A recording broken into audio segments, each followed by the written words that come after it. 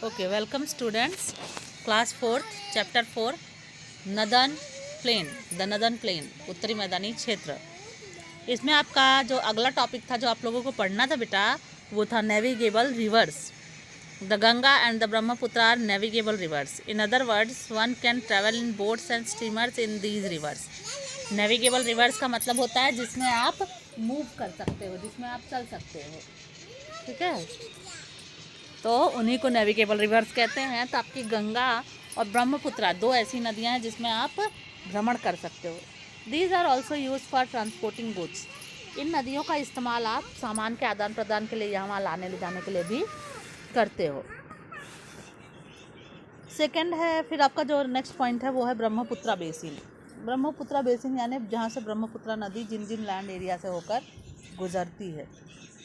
Hills and mountains surround the Brahmaputra basin. Hills यानी पहाड़ और माउंटेन्स, हिल्स यानी पहाड़ियाँ और माउंटेन यानी पहाड़। सराउंड्स द ब्रह्मपुत्र बेसिन, उससे जो है ब्रह्मपुत्र नदी ढकी हुई है। मतलब बेसिन जहाँ से नदी मतलब पहाड़ों और पहाड़ियों के बीच में से गुजरती है।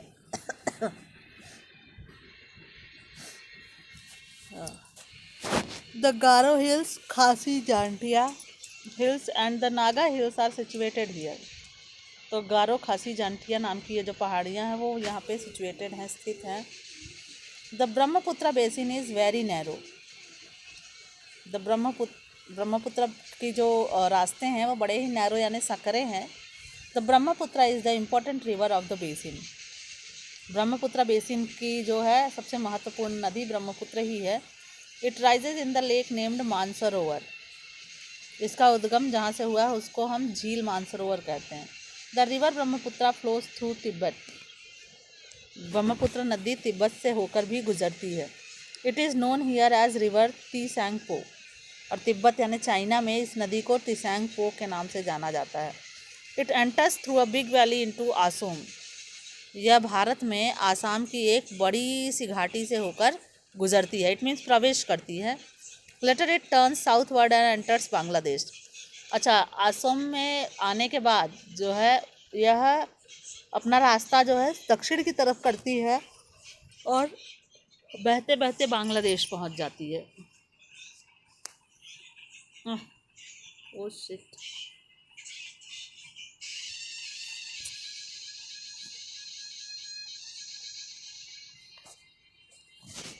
Many reverse and streams joint it in Bangladesh.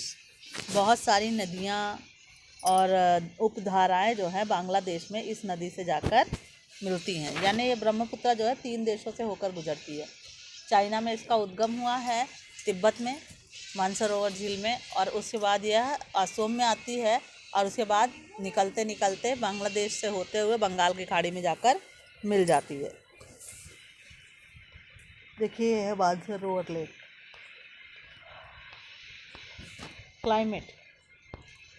Climate कैसा है यहाँ का, यानी जलवायु। The parts of this region have extreme climates. इस रीजन की most part of this region have extreme climates. इस क्षेत्र के जितने भी पार्ट्स हैं, जितने भी हिस्से हैं, उसके क्लाइमेट जो है एक्सट्रीम है। एक्सट्रीम यानी जैसे ठंडी होती है तो बहुत ज़्यादा ठंडी लगती है, और अगर गर्मी का महीना आता है ना तो बहुत ज़्यादा गर्मी लगती है। ठीक है, आप लोगों के यहाँ लगती है, आपके यहाँ भी एक्सट्रीम क्लाइमेट है।